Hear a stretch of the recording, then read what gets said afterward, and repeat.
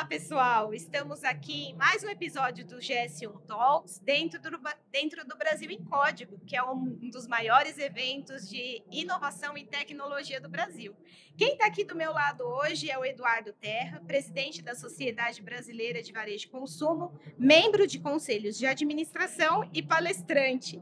Ele vai falar comigo sobre a jornada de compras na era da automação. Tudo bem, Eduardo? Tudo ótimo, muito feliz de estar aqui no Brasil em Código, no GS1 Talks, falando de um tema que é fascinante, que tem, de fato, mudado bastante nos últimos anos.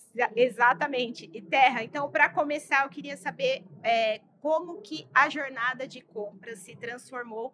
Isso desde a pandemia, que a gente teve aquela questão da restrição social, muita gente usando e-commerce, a omnicanalidade deixando de ser aquela teoria que a gente via em muitas palestras para virar uma realidade. Então, como que você vê essa questão da experiência de compras agora digitalizada? Muito bom ponto. Assim, de fato, a gente começa a falar em digitalização, em transformação digital, em mais tecnologia na jornada, no varejo, pelo menos há uns 10 anos. De 5 anos para cá isso aumenta e a pandemia dá um boom. Então, na pandemia, a gente costuma dizer que alguns anos aconteceram em alguns meses. Então, esse é o primeiro ponto. Agora, quando a gente fala em jornada de compra, tem vários pontos da jornada que podem ser digitais. E não necessariamente o fim dela, que é a compra em si. Então, quando a gente fala em digitalização da jornada, ela pode ser uma jornada que termina em e-commerce ou em uma compra digital, que pode ser com retirada na loja, com a loja mandando ou não. Ou seja, o que eu quero te dizer é que não pode confundir a digitalização da jornada só com o e-commerce. Então, para a gente trazer alguns dados aqui para a nossa conversa, hoje, por volta de 12,5% do varejo brasileiro, ele é por e-commerce. Então, parece um percentual ainda baixo, ele aumentou muito no pós-pandemia, para você ter uma ideia, um pouquinho antes da pandemia, a gente estava na faixa de 4%, então demos um salto, mas quem está nos acompanhando, nos assistindo, pode falar, bom, mas então isso quer dizer que 78% aí, 88% do varejo é físico. Essa é a pegadinha, esse é o perigo, que é o que nós vamos falar, porque desses 88% do varejo físico, boa parte desta jornada tem muita coisa digital. Então vamos pegar um exemplo prático. Todo mundo aqui é consumidor e na nossa jornada de buscar, pesquisar, olhar um produto ou um serviço, mesmo que a gente compre isso numa loja física, a gente usou um WhatsApp, a gente usou uma rede social, a gente usou um computador, a gente no ponto de venda físico teve muita interação com automação, com tecnologia. Então, a jornada como um todo, mesmo que ela termine numa loja física, ela passou a ter muita automação, tecnologia e digitalização. E as lojas, o varejo já está atento no Brasil a essa realidade? Como que você vê essa realidade no Brasil, dessa questão de compra na loja, eu vou na loja física, vejo o produto, aí eu termino no e-commerce. Como é que está essa integração de canal físico com o digital? Como que você vê os desafios ainda para vencer essas barreiras, que são muitas, né? Hoje, a grande maioria do varejo brasileiro, principalmente o grande e boa parte do médio, já é o que a gente chama de um varejo omnichannel, ou seja, tanto faz para esse varejo se esse consumidor está na loja, acaba comprando no site, enfim, porque os canais estão integrados, né? Grande parte do e-commerce ele é feito via loja, né? Então, mesmo que o consumidor peça para receber em casa, é a loja que manda, ou muitas vezes ele vai buscar na loja para não pagar o frete. Isso é bem diferente da nossa realidade de 10 anos atrás, ou mesmo de 5, onde o e-commerce era uma coisa separada das lojas, que acontecia via um centro de distribuição isolado, com a loja competindo com esse e-commerce, então aquele gerente ciumento, né? Não, o e-commerce compete. Isso não é mais a realidade, eu estou falando da regra, não de tudo. Então, nas exceções, a gente ainda tem isso. Então, o varejo se organizou, se transformou e se preparou para ser esse varejo omnichannel. Então, essa é a realidade que a gente vê hoje.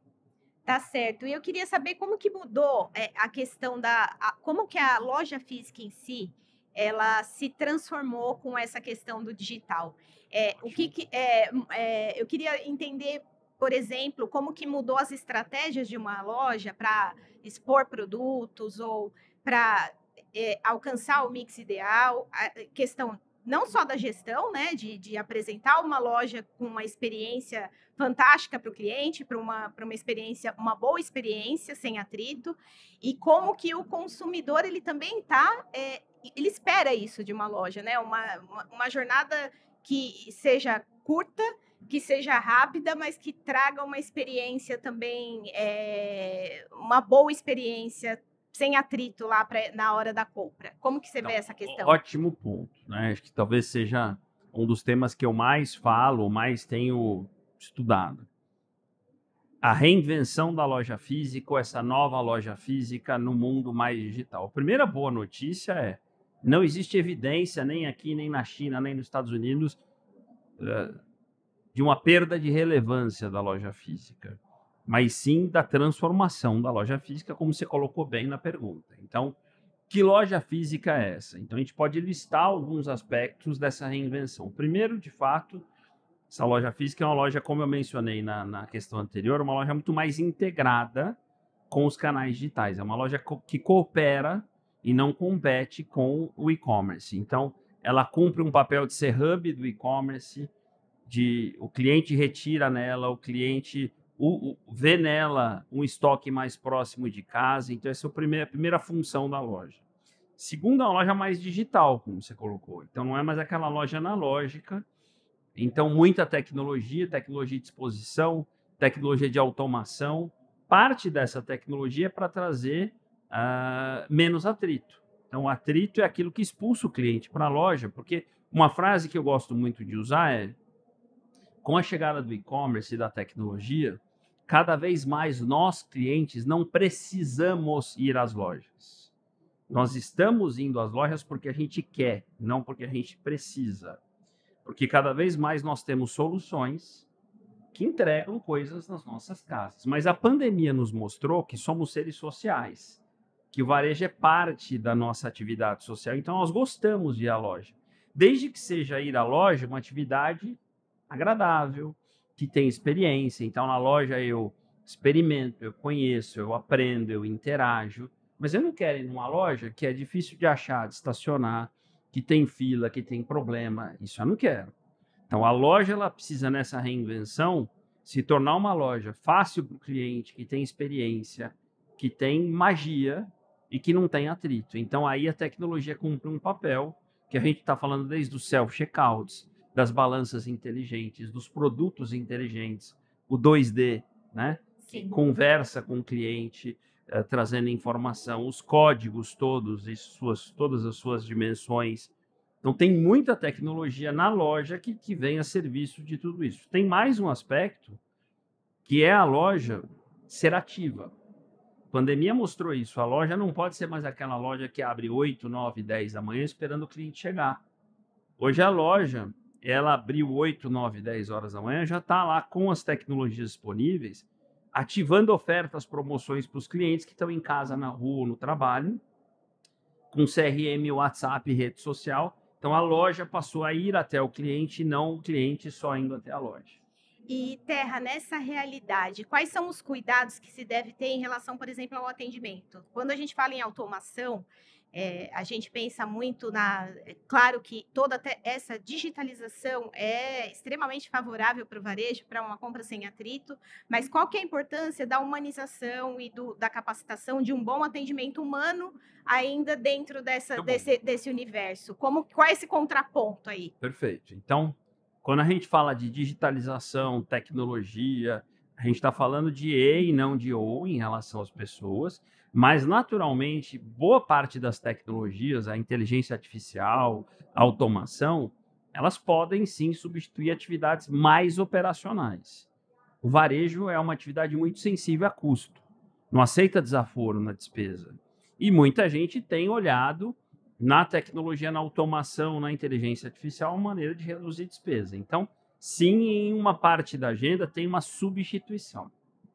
Só que muito mais em atividades como reposição, contagem, checkout, do que atendimento em si.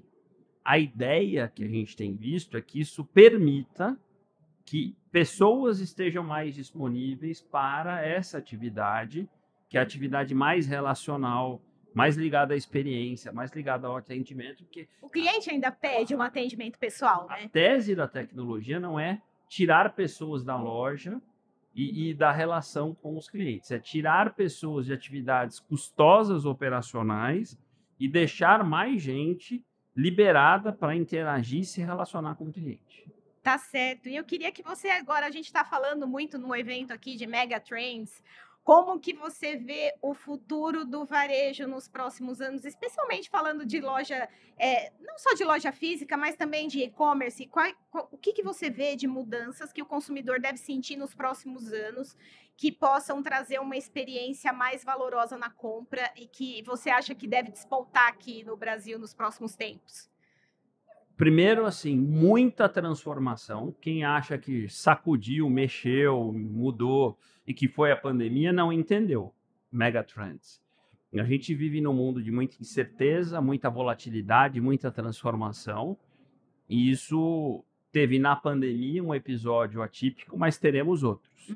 Então a gente tem aí chegadas de tecnologias relevantes, como é o caso do 5G, da inteligência artificial, de outras. Um mundo muito instável do ponto de vista geopolítico, do ponto de vista econômico. Então, a primeira questão é muita transformação, muita instabilidade. A segunda é um varejo muito digital. Isso não quer dizer um varejo por e-commerce, como eu coloquei. Então, o varejo físico, especialmente em segmentos como varejo alimentar, varejo farma, varejo de material de construção, varejo pet, para dar 4 exemplos, o físico ainda muito forte, mas tendo o digital como sócio parceiro dessa experiência, né? Então, o varejo, então falando do primeiro, que é transformação, o segundo, muita digitalização. Então, não dá para um varejista não entender que o varejo se tornou tecnologia se tornou core e que ele vai ter que olhar isso. E o terceiro, eu diria que o varejo está cada vez mais na agenda da responsabilidade, que aí entram assuntos como sustentabilidade, diversidade, inclusão. O varejo é uma atividade que mexe com todo mundo, ele está muito exposto.